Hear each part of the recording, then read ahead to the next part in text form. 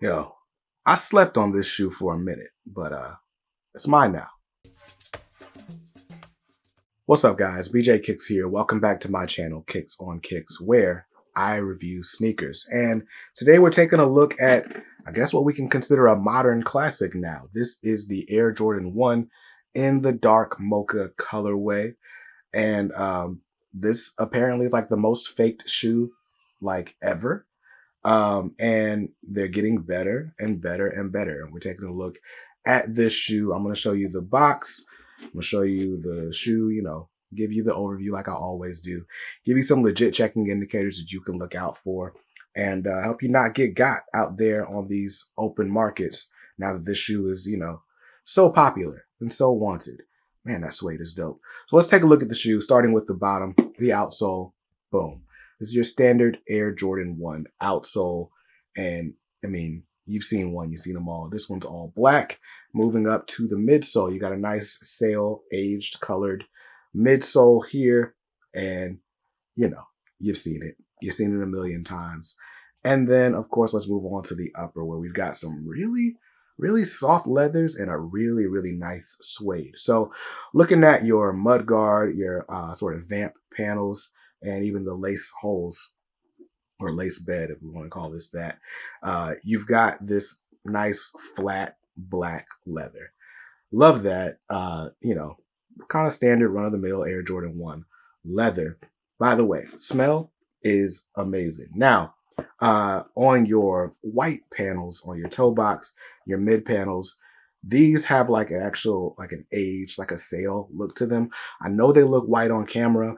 They look white to the naked eye, but they are sail. They're not plain white. They're a little bit aged. If I put them next to something like this, now you can see the differences. One is a lot brighter. So you got the sail panels there, and then moving on to the back of the shoe, of course, you've got this really plush nubuck suede, not nubuck. But anyway, I love it. It's really dope. But anyway, so you got your suede on the back in this nice mocha brown color. You got your big Air Jordan Wings logo and that flat black kind of satin looking black finish. Looking at the tongue, you got your nylon tongue. This does not look to be a stark white either. It's almost gray. And that could just be my eyes playing tricks on me, but I don't think so. But you got this nice sort of grayish, creamy, white nylon tongue with your tongue, or with your tongue tag. You got the Nike Air tongue tag. It's a black tag with cream or aged sail lettering. So super dope. Looking at the shoe, you do get an extra pair of laces. This is, again, not a flat white. It's almost gray, but nice set of laces. Insole's black, sock liner's black, and that's the shoe. We took a look at the shoe. Let's take a quick look at the packaging. And, it's pretty much business as usual. Your standard Nike Air Jordan 1 box. Let's see, retro high OG. Colorway is sail, black, and dark mocha. So got these in a size 9 because that's what size I wear. Retail price on these was $170 when they came out a couple years ago at this point. Obviously, the Travis Scotts came out and took everything by storm. All of a sudden, everybody wanted brown Jordan 1s. Jordan Brand came out with these a few months later, and they became like the go-to sneaker. And I can't even lie, I was hating on these for a minute because I wanted this ankle area up here to be black, and it's not black. I wanted it to be black right here and right here, and we didn't get that. But hey, listen, I got the true blue Jordan 3s, or Jordan 1s, excuse me. Hold on.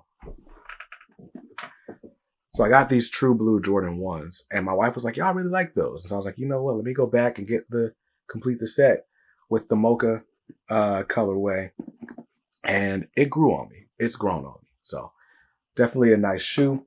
As far as sizing, it fits true to size. Legit checking indicators. With these, it's very hard to tell to the naked eye with pretty much any Jordan 1. What somebody will tell you if they've got them side by side that you can look at is like this window between the suede and like the mid panel, like right here. You can look out for the size and shape on that, but really only if you got two shoes side by side. Some people like at StockX would tell you about like the opening or like the width, that hourglass shape on the shoe. This one's got it, but maybe not quite as pronounced as a retail shoe would have.